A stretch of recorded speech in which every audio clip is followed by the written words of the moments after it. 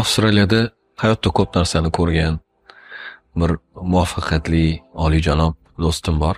Ularni biznes diplomatni Avstraliya qismidagi o'sha dars jarayoniga taklif qilganimda Sidney universitetida. Ular bergan master-klassi ichida o'zim uchun juda bir zo'r narsani kashf qildim-da. Aytgan gaplari shu bo'ldiki, bugungi kunda biz farzandlarimizga hamma narsani muhayyo qilib beryapmiz. Yetishmovchilik yo'q, hammasi zo'r. Faqatgina bitta narsani bera olmaymiz. U ham bo'lsa hungriness degan so'z. Buning tarjimasi esa ochlik hissini bera olmaymiz.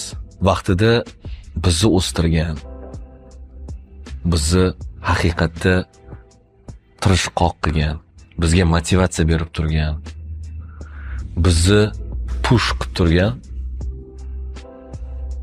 mana shu ochlik hissi bizni haqiqatda o'sishimizga yordam bergan desam adashmayman. Mani o'zimdan kelib chiqadigan bo'lsa, yoshligimdan menda o'sha haqiqatda ochlik hissi bo'lgan. Ya'ni ilmga ochlik, muvaffaqiyatga ochlik, ma'lum bir darajaga erishish uchun bo'lgan o'sha ochlik hissiyoti. Mana shular meni yo'limdan qiyinchilik chiqmasligidan qat'iy nazar, mana faqat oldinga qarab yurishimga yordam bergan narsa bu haqiqiy ochlik hissi bo'lgan. Va bugungi kunda yoshlarimizda mana shu narsa kamroq uchraydi. Nimaga? Chunki hayot darajasi ancha yaxshilangan. Yeb ichish borasida ham eng o'sha o'rta hol oiladan pastroq bo'lgan darajada yashayotgan oilalar ham bugungi kunda yeb ichish borasida muammosi yo'q. Kam uchraydi bu narsa, bu holatlar. Kiyinish borasida, texnika, texnologiya borasida, ba'zida hatto farzandlarim uchun ham men ochlik hissini sun'iy ravishda yaratishga harakat qilaman uyda. Farzandlarim ozgina shu narsani his qilsin. Ochlik deganda ularni ovqatsiz qoldiraman degani emas. Ya'ni hamma xohlagan narsasini ham muhayyo qilmayman. Ozgina pauza olamiz yoki yo'q, bunga hozir imkonimiz yo'q degan fikr aytamiz farzandimizga-ki, ozgina o'sha narsalarni qadriga yetishi boshlasin. Inson qachonki o'sha narsasida yo'q bo'lsa, sizni harakatingiz boshqacha bo'ladi-da. Siz o'sha narsani qadri baland bo'lishi boshlaydi siz uchun. Va mana shu jarayonda siz har xil vaziyatlarga duch kelasiz. Sotqinlik, undan dars olasiz. Bir karraga o'sasiz. Mag'lubiyatga uchraysiz. Qilgan xatolaringiz natijasida uni xatoligini tushunasiz, undan to'g'ri xulosa qilasiz. Bir karra o'sasiz. Alloh boshqa tarafdan bir sinov berib qo'yadi sizga. O'sha sinovdan chiroyli o'tib olganingizda yana bir karra o'sasiz. Mana shu jarayonlarni boshidan kechirgan inson nazarimda o'sishda davom etadi. Bu birinchisi. Albatta insonni ilm o'stiradi. Inson ilm olishda bardavom bo'ladigan bo'lsa, uni o'sishi ham oson bo'ladi. Ilm olgan inson kamroq xato qiladi, kamroq gunoh qiladi. Masalan, biz o'sha hadislardan boxabar bo'lsak, kamroq gunoh qilamiz.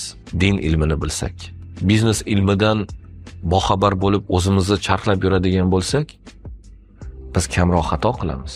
Ilm bu ikkinchi bizni o'stiradigan bir komponent hisoblanadi. Va albatta uchinchisi bu atrofdagi insonlarning sizga nisbatan bo'lgan ishonchi.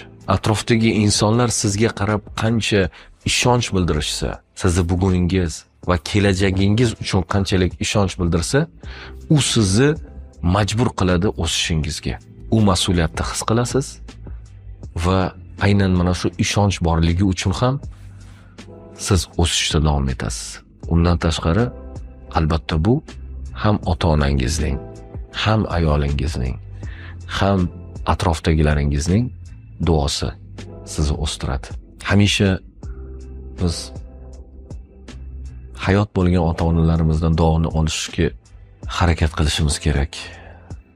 Atrofdagilarni duosini olishga, xodimlarimizni duosini olishga, do'stimizni duosini olishga, hatto farzandimizni duosini olishga harakat qilishimiz kerak. Duo har doim ham qo'l ko'tarib, ilohim mana shunaqa bo'lsin, degan narsa emas. Siz o'sha insonni xursand qildingizmi? Siz o'sha insonni qaysidir hojatini chiqishiga yordam berdingizmi? Va o'sha inson qalban sizdan rozi bo'ldimi? Inshaalloh shuni o'zi ham katta bir duo o'rnida o'tadi. Birovga pul berib, "Mani duo qiling" deyish shart emas. Duo u qalbdan bo'ladi. O'sha siz yaratgan bir aytaylik, bir mahsulot kimnidir hattoki baxtli qildimi? Yoki aytaylik oshpaz shunaqa juda ham mazali mehr bilan ovqatini pishirdi va o'sha ovqatni hattoki restoranga kelib pulini to'lab o'sha odam, o'sha mijoz o'sha ovqatni yeb rohatlandimi? Uni ajri o'sha oshpazga yetib boradi inshaalloh. U shart emas oshpazni kimligini bilishi yoki oshpazni oldiga borib duo qilishi. Qalban qilingan o'sha rohat, qalban o'sha his qilingan o'sha baxtga sababchi bo'lgan inson uchun duo deb hisoblaversangiz bo'ladi deb o'ylayman. Mana shu narsalar nazarimda insonni o'stiradi.